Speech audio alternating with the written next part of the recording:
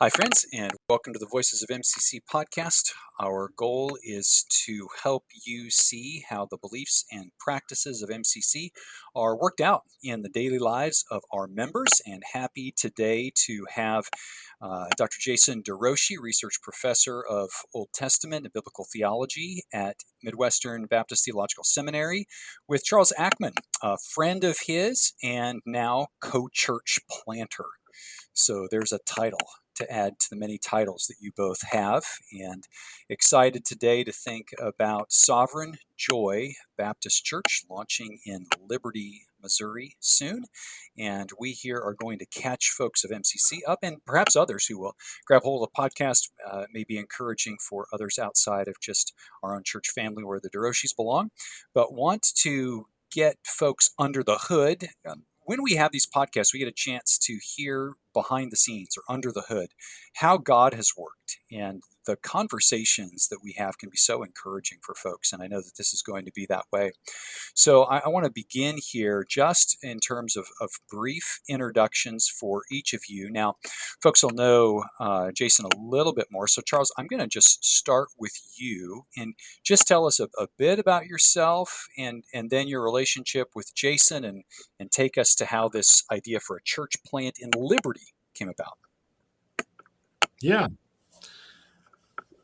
Well, thanks for having us, Todd, first of all. And we're thankful for you and all that you've been doing at Masters.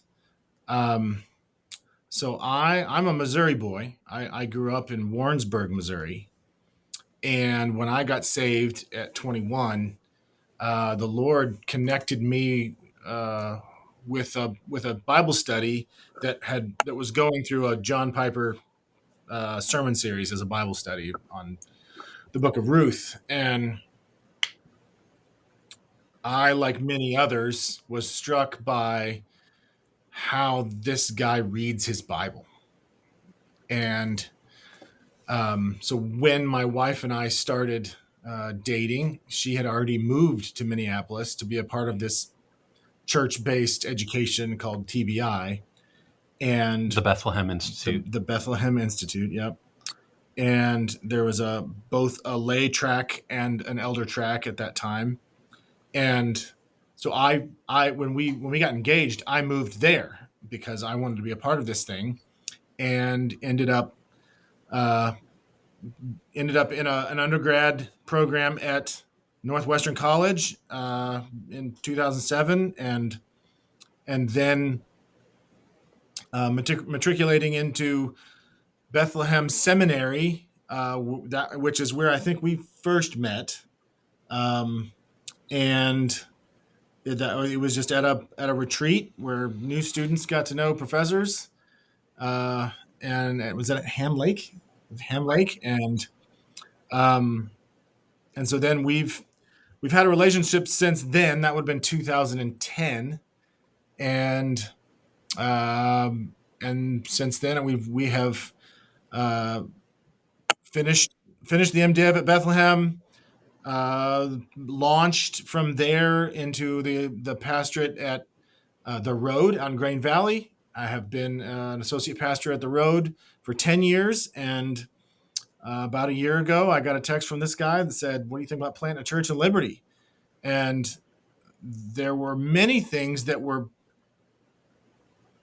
leading into that being right, but I think that's jumping into your second question. So that's a little bit of my history as a 30,000 foot overview.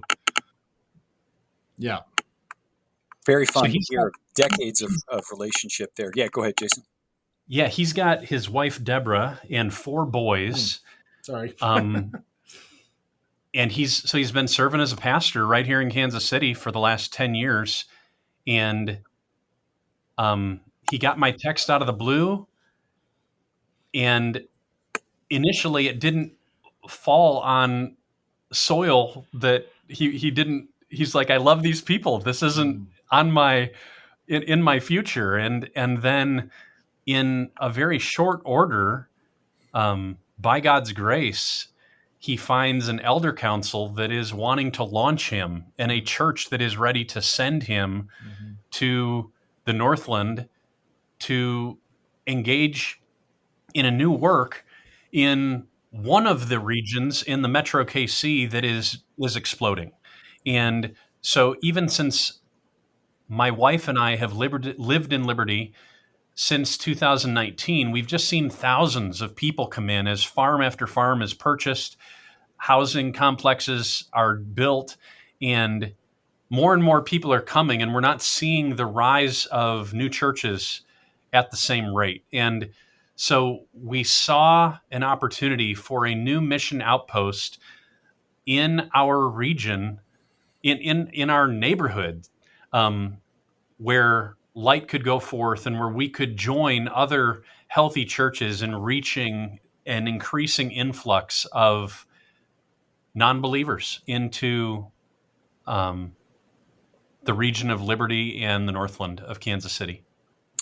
It is exciting to think about the growth there and you being there, Jason, other strategic factors involved here with the growth of MBTS.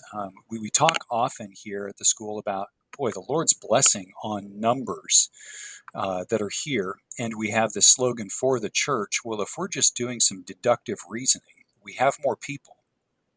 We are for the church. A plus B equals C, more churches. And you all connected with MBTS and others, and there's a base that can be used in terms of building and connecting with other local churches, and then immediately reaching out. It takes people to reach people, and you have a base to operate with, and it is exciting to think about that and all that's to come. I think in some ways, I know you all are taking notes, and those notes are going to be used, I think, in the next 5 and 10 years for other churches like this in terms of that model. It just makes sense. I mean, I'm not a church strategist by training, but it doesn't take much logic to recognize that there is an influx of people who want training experience. There are leaders here who can go and help to start churches. Obviously, it's the Lord working through us, but it just seems to make sense. So I am excited for that and your friendship and partnership. Sometimes, working with people we know doesn't go well.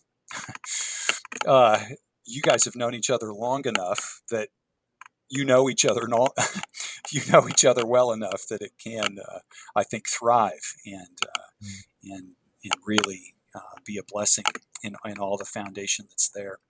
Let's talk about connections. I mentioned the seminary, but also the North American Mission Board. That is the mission board of the SBC that helps to train planters, helps to fund in not huge ways, but in some ways, churches and get them going.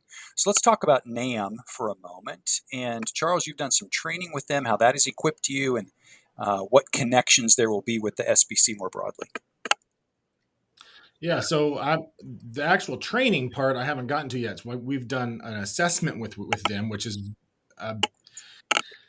the assessment is also serving church planters by helping church planters think through all of kind of what they're going to need to do, and helping them assess their preparedness level, and helping them think through family transitions, and even just the like spousal relationships and that transition into the church planting experience. So what we've gone through so far has been their assessment program. I don't know if that's the right word, but and they have served us well. They've given us kind of homework to do. They've helped us think through strengthening our marriage, and think through strengthening our understanding of church planting, and help us think through like just our family transitions. So and even given us a vision for living in the community and engaging with the community, and really thinking in church planting ways, if that makes sense. So far, that's been our relationship with them. I know that there's a point at which they're going to offer us some actual training. I've seen some of the other guys going through it, but I'm not to that point yet, so I can't. Sorry, I can't give you the skinny on that part. One of the beautiful things. I'm sorry. Oh, go ahead. One of the beautiful things for me in seeing how the North American Mission Board is operated is the North American Mission Board does not send out church planters. Churches send out church planters. And so part of their structure is to require a sending church.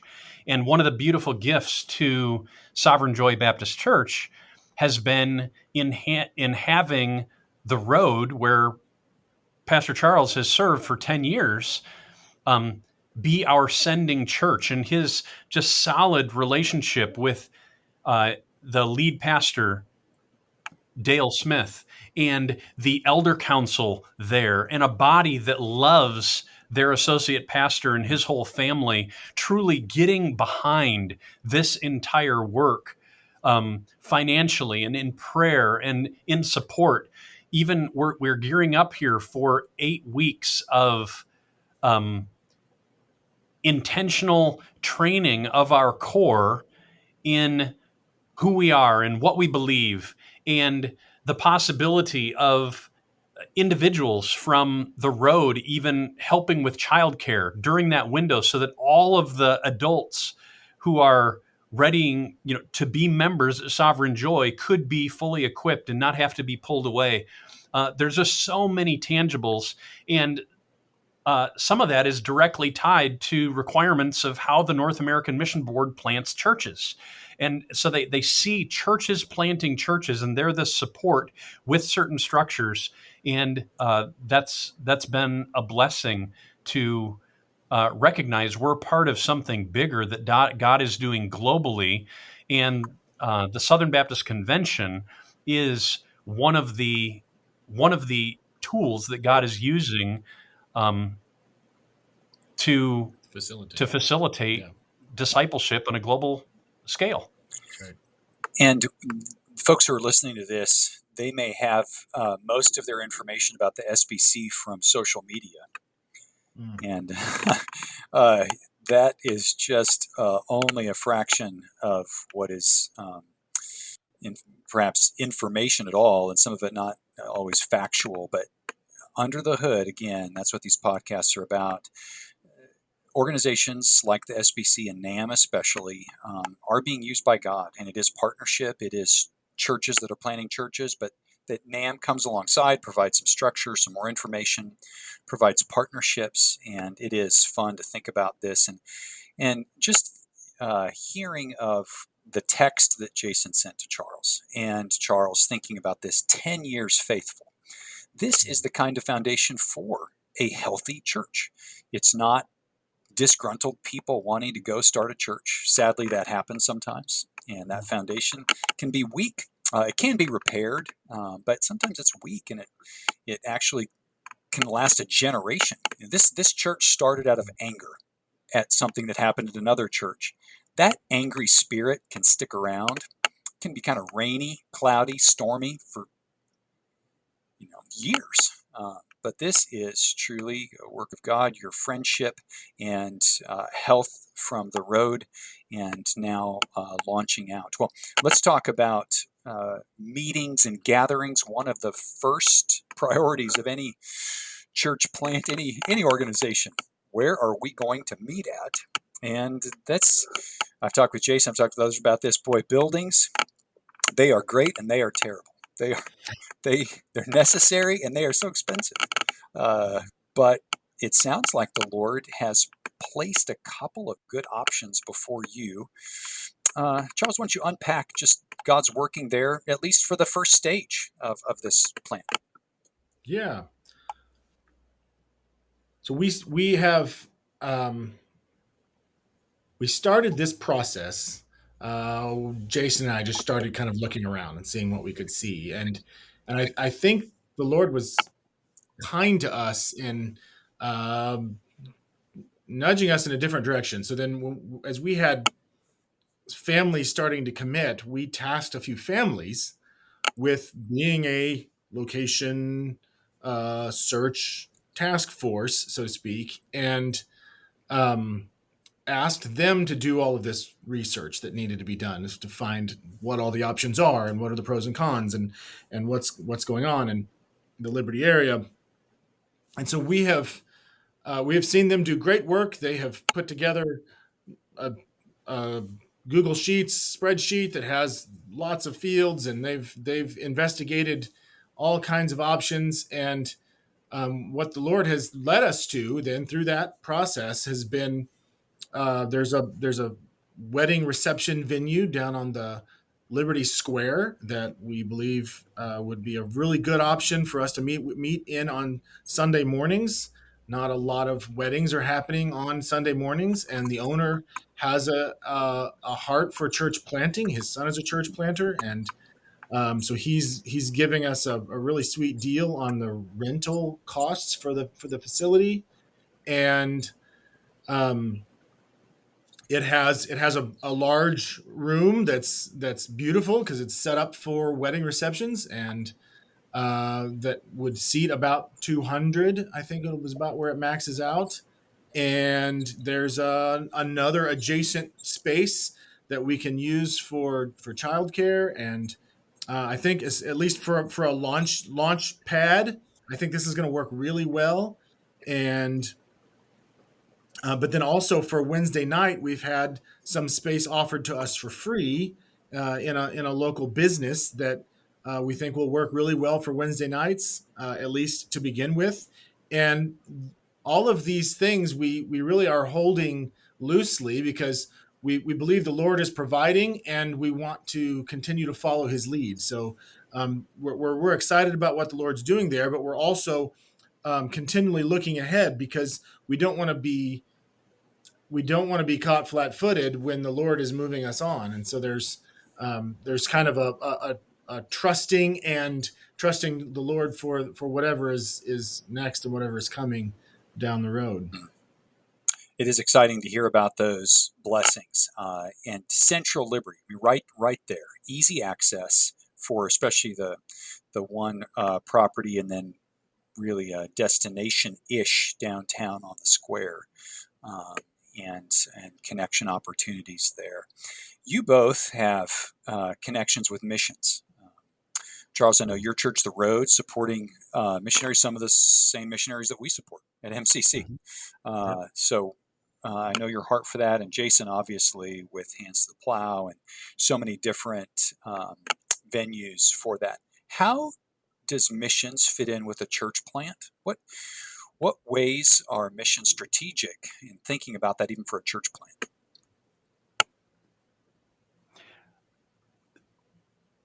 The mission of the church is to make disciples. What is a church plant? It's a church. What are church planters? They are pastors. And the Bible has a lot to say about both. And as we think about prayerfully shaping a people who will be a new flock, Sovereign Joy Baptist Church, we believe God is calling us to be on mission, a mission that has at its core a desire to glorify God through the Word and Spirit by making mature disciples for the joy of all peoples in Jesus Christ. That's our church mission. It's about glorifying God, which is the ultimate end of missions, to see worshipers shaped. And we can call them mature disciples. And so, honestly, right here at the core, at the foundation of this new work, God has been so kind to shape a core of a new church. What it means is there's a lot of cost to a lot of local bodies because there are individuals that are leaving one flock to help engage in a new mission, in a new outpost. And there's a cost to those who are going, and there's a cost to those who are, Lord willing, sending. And we feel the weight of that.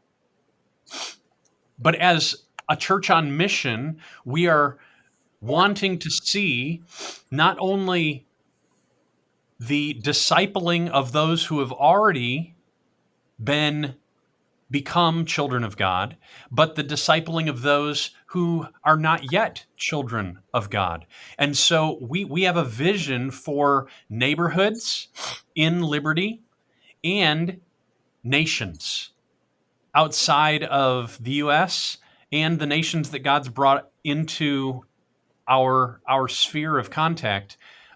We pray that we might be a church that multiplies. Like from the beginning, we've already been talking to our people about a vision of spreading through church planting, a vision of spreading through equipping men and women who can then be sent out to some of the toughest places on the planet, if God would lead, with rich doctrine, deep hope, a living hope that lets them face the darkness of this world with confidence because of who our God is and what Jesus has purchased for us.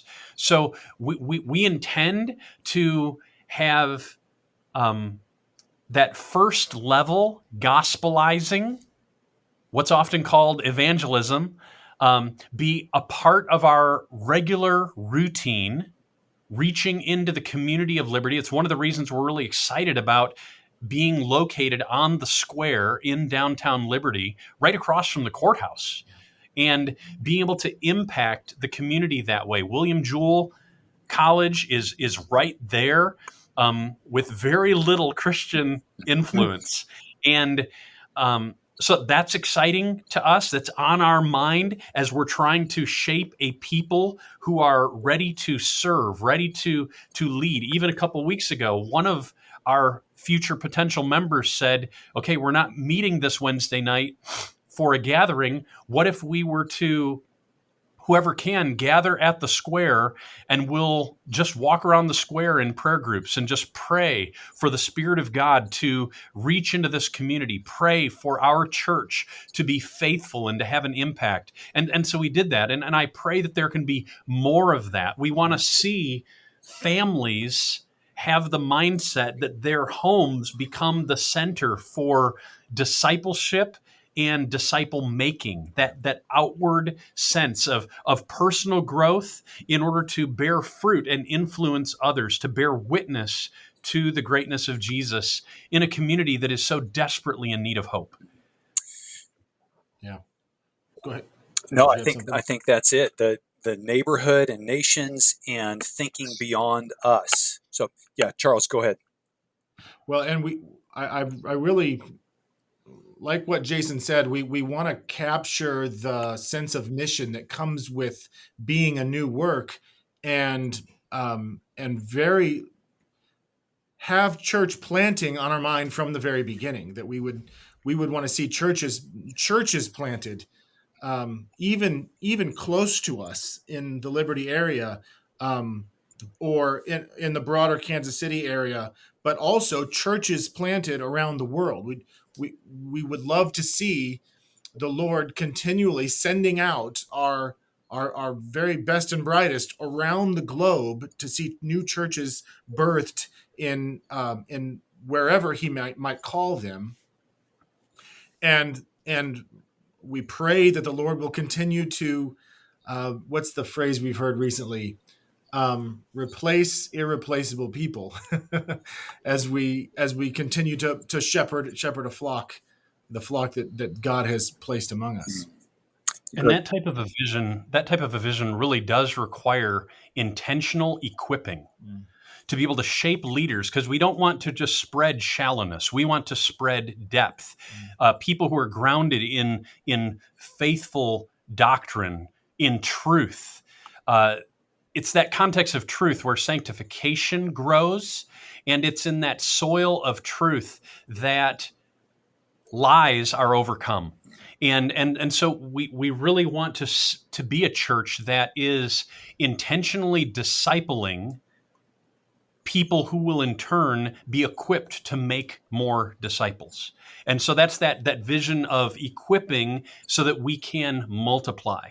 I pray that God will help us not be overcome by an inwardness, but rather that we would see that maturity means you're either a good sender or a good goer, that you're being equipped with a sense of always moving, always maturing for the sake of seeing greater impact worldwide for the sake of Christ's name.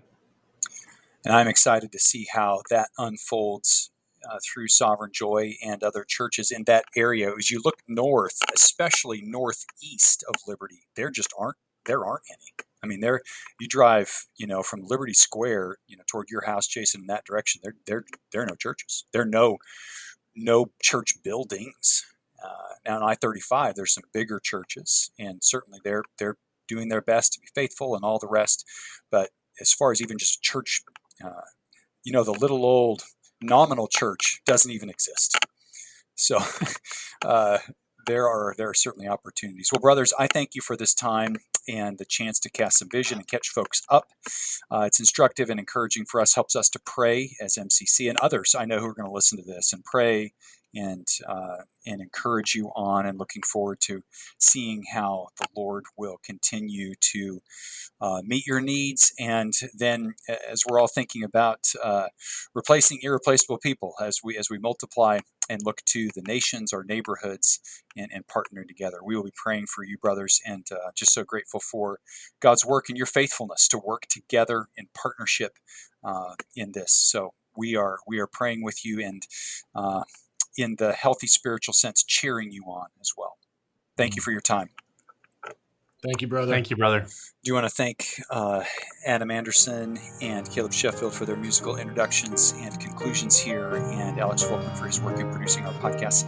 Until next time, friends, the Lord bless and keep you.